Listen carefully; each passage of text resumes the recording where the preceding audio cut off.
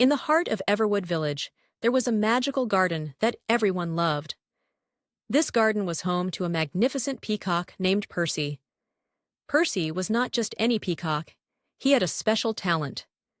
Every day at sunset, Percy would dance, his feathers spreading out like a vibrant, colorful fan. The children of Everwood Village were enchanted by Percy's dance. Each day, as the sun dipped low in the sky, they would gather in the garden to watch the show. The moment Percy began his dance, the garden came alive with excitement. One evening, as the sun painted the sky with hues of pink and orange, a group of children, Ella, Max, and Sophie, ran eagerly to the garden. They found their usual spot under the old oak tree, their faces beaming with anticipation. "Percy's dance is the best part of the day!" Ella exclaimed, her eyes sparkling. Max nodded in agreement. "I can't wait to see his feathers in all their glory." Sophie clapped her hands. "I hope he does that twirl he did last week." As the last rays of sunlight kissed the garden, Percy appeared on a raised stone in the middle of the garden. With a graceful stretch, he unfurled his magnificent tail feathers, each one a brilliant mix of emerald, sapphire, and gold. The children gasped in awe. Percy's feathers shimmered in the twilight, casting a rainbow of colors across the garden.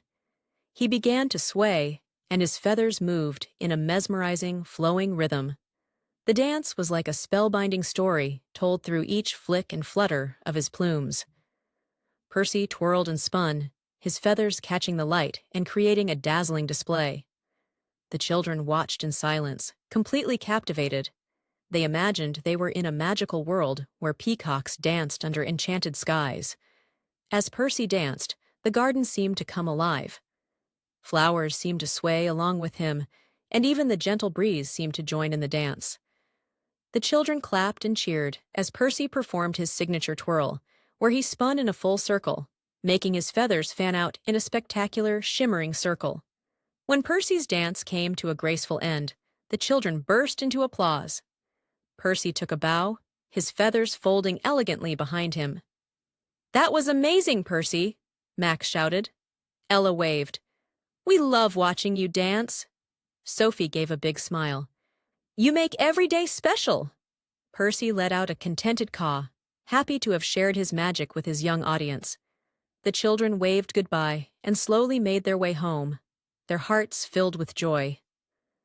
As the moon began to rise and the garden grew quiet, Percy settled onto his favorite perch, his feathers gently rustling in the cool night air. He felt a deep sense of happiness, knowing that his dances brought so much joy to the children. And so, every evening as the sun set and the garden became bathed in twilight, Percy the peacock danced with all his heart, creating a magical moment that the children of Everwood Village cherished day after day. In a charming village nestled between rolling hills and sparkling streams, there lived a little girl named Lucy. Lucy was known for her radiant smile and her extraordinary love for dancing. What made her even more special were her crystal shoes, glistening, magical shoes that sparkled with every step she took. Lucy had found the crystal shoes one day in her grandmother's attic. They were old and dusty, but when she slipped them on, she felt a sudden rush of energy. The shoes seemed to shimmer with an enchanting light, and Lucy knew she had found something truly special. From that day on, Lucy danced everywhere she went. In the morning, she twirled around the kitchen while helping her mother make breakfast. At school, she gracefully spun around the playground during recess. Even in the village square, her sparkling steps brought joy to everyone who saw her. One sunny afternoon, Lucy decided to dance her way to the village fair. The fair was always a lively event, with colorful tents, delicious treats, and games that filled the air with excitement. As Lucy danced through the fairgrounds, her crystal shoes left a trail of sparkling dust that caught everyone's attention. The villagers gathered around her, captivated by the magical display. Lucy's dance was so enchanting that even the birds seemed to join in, fluttering above in a graceful, synchronized dance. Lyra explained that the harmony crystal, the source of all musical magic in this world, had been stolen by a mischievous trickster named Riff. To retrieve it, they would need to solve musical puzzles scattered throughout the land. Their first challenge was a glimmering labyrinth made of chimes and bells. They had to navigate the maze by following a series of musical notes that floated in the air. Tom strummed his guitar to play the notes, creating a path for them to follow. As she danced near the main stage, the fair's organizer, Mr. Thompson, approached her. "Lucy, your dancing is incredible. Would you perform on the main stage?" he asked, his eyes twinkling with admiration. Lucy's face lit up with joy. "I'd love to!" she exclaimed. She took a deep breath and skipped onto the stage, her crystal shoes catching the sunlight and casting colorful reflections across the crowd. The music began, and Lucy danced with all her heart. Her movements were fluid and graceful, as if the crystal shoes were guiding her every step. The crowd watched in awe, mesmerized by the way Lucy seemed to float across the stage, her shoes leaving a sparkling trail behind her. As Lucy finished her performance, the audience erupted in applause and cheers. She bowed with a beaming smile, feeling a deep sense of happiness. The magic of her crystal shoes had brought so much joy to the village, and Lucy knew that dancing was her way of sharing that magic with others. The fair was a great success, and Lucy's performance became the highlight of the day. The villagers celebrated with a grand dance party, where everyone joined Lucy on the dance floor, their steps matching the rhythm of her enchanting moves. As the sun set and the fair drew to a close, Lucy's crystal shoes continued to sparkle, a reminder of the magical day.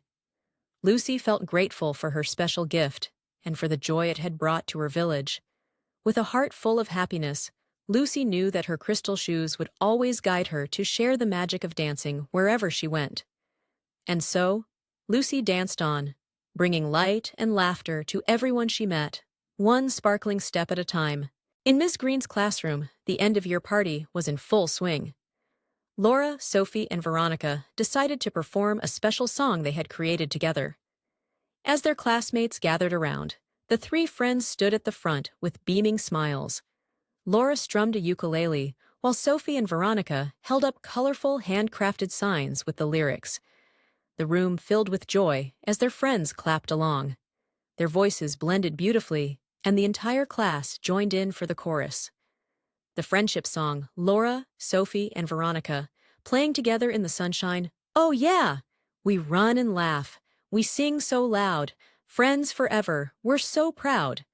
We're dancing. We're laughing. Together all day long. Laura, Sophie, and Veronica. We sing our friendship song. Laura loves to jump so high. Sophie spins and touches the sky. Veronica's our game queen. With a smile she's always seen. We're dancing. We're laughing. Together all day long. Laura, Sophie, and Veronica. We sing our friendship song. When we're together, nothing's too tough. Life's full of fun, and we've got enough. With every hug and every cheer, our friendship grows year after year. We're dancing, we're laughing, together all day long. Laura, Sophie, and Veronica, we sing our friendship song. So let's all sing and let's all play. Friends forever, every day. Laura, Sophie, and Veronica. Our friendship shines, hooray! We're dancing, we're laughing, together all day long. Laura, Sophie, and Veronica. We sing our friendship song. Sing it loud, sing it clear. Our friendship song is always near. Laura, Sophie, and Veronica. Friends forever, year after year. By the end, everyone was on their feet, singing and dancing. The song's cheerful spirit captured the essence of their friendship and made the day unforgettable. The classroom was filled with laughter, making it the perfect celebration of their bond. In a quaint village surrounded by rolling hills and lush meadows, there lived a young girl named Zizi. Zizi was known for her curiosity and her love for exploring the world around her. Every day after school, she would wander into the nearby forest, discovering new things and imagining grand adventures. One sunny afternoon, while Zizi was walking along her favorite forest path, she heard a peculiar cawing sound. She followed the noise and found a crow perched on a low branch, struggling with a shiny object caught in its beak. "Oh no, are you okay?" Zizi asked, her voice full of concern. The crow looked at her with intelligent, gleaming eyes, and Zizi noticed it was holding a colorful ribbon. Carefully, Zizi approached and, using gentle hands, helped free the ribbon from the crow's beak. The crow cawed gratefully and hopped closer to Zizi. It seemed to recognize her kindness and tilted its head as if to say thank you. From that day on, Zizi and the crow, who she named Cora, became inseparable. Zizi would visit Cora every day after school, and the crow would greet her with cheerful caws and a flutter of wings. They developed a unique bond, communicating in their own special way. Zizi brought Cora tasty crumbs from her lunch, while Cora would bring little treasures from the forest: shiny pebbles, colorful feathers, and even a tiny silver key. One evening, as Zizi and Cora were playing their favorite game, hide and seek, Zizi noticed a mysterious old chest partially buried beneath the leaves. The chest was old and covered in moss, and it had a rusty lock. Cora cawed excitedly and fluttered around the chest. "Do you think this is one of the treasures you found?" Zizi asked, her eyes wide with wonder. Cora nodded and pecked at the chest's lock. Zizi remembered the silver key Cora had brought her. She fished it out of her pocket and tried it on the chest. With a satisfying click, the chest opened, revealing a collection of old coins, a beautiful locket, and an ancient map. Zizi's eyes sparkled with excitement. "We've discovered a treasure!" she exclaimed. Cora cawed joyfully, and Zizi carefully took out the locket. It was intricately designed with tiny, colorful gems. Inside, she found a faded photograph of a family she didn't recognize, but felt a strange connection to. The map led them to a secluded spot in the forest, where they discovered an old, forgotten treehouse. It was overgrown with vines, but still sturdy. Zizi and Cora spent the summer restoring the treehouse, making it their special hideaway. They invited friends and family to see their discovery, and everyone was amazed by the magical find. Zizi and Cora's friendship continued to flourish. The forest became their magical kingdom, filled with adventures and secrets. Zizi learned that the greatest treasures were not the things they found, but the friendships they made, and the memories they created together. And so, in the heart of the forest, Zizi and Cora remained the best of friends, exploring, discovering, and cherishing every moment of their extraordinary bond. In a quaint village nestled by the edge of a sparkling forest, there lived a kind-hearted girl named Amelia. Amelia was known for her generosity and her magical golden wand, a gift passed down through her family. The wand was not just beautiful, with its glimmering gold and intricate designs, but also filled with enchantments that could help anyone in need. Every morning, Amelia would set out with her wand in hand, ready to lend a helping hand to her neighbors.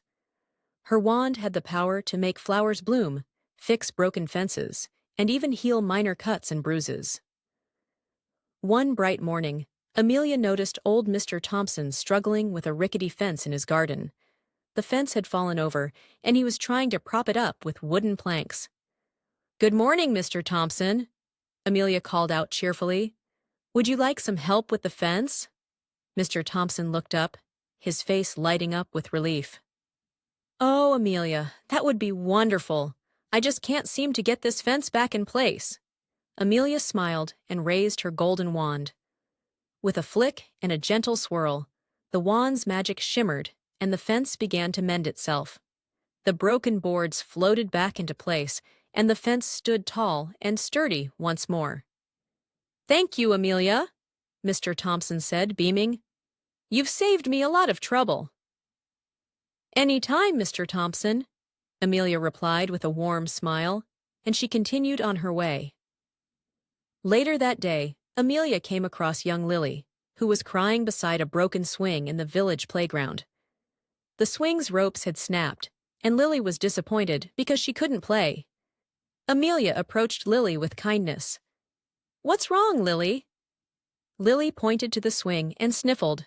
"My swing broke, and now I can't play." Amelia gently touched the broken swing with her wand. As she waved it, the ropes mended themselves, and the swing was soon as good as new. Lily's eyes widened with joy as she hopped back onto the swing. "Wow, thank you, Amelia!" Lily exclaimed, swinging happily. "You're welcome, Lily. Enjoy your playtime," Amelia said, waving as she walked away. As Amelia strolled through the village, she heard a commotion coming from the bakery. Mrs. Baker was fretting over a batch of bread that had fallen to the floor and was now covered in flour and dough. Without hesitation, Amelia entered the bakery and offered her assistance. She used her wand to magically clean the floor and fix the bread, making it fresh and ready to bake. Mrs. Baker's eyes sparkled with gratitude. "Oh, Amelia, you're a true blessing," Mrs. Baker said, giving Amelia a warm hug. "I don't know what we'd do without you." Amelia smiled and shrugged modestly. "I'm just glad I could help."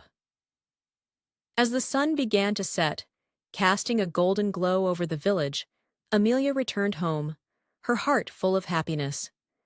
She knew that her golden wand was a gift meant for spreading kindness and joy. Each day she used it, she felt a sense of fulfillment, knowing she made a difference in the lives of those around her. And so, Amelia continued to use her golden wand to help others, her acts of kindness creating a ripple of joy throughout the village. The golden wand was a symbol of her compassionate spirit, and Amelia's generosity made her a beloved friend to all.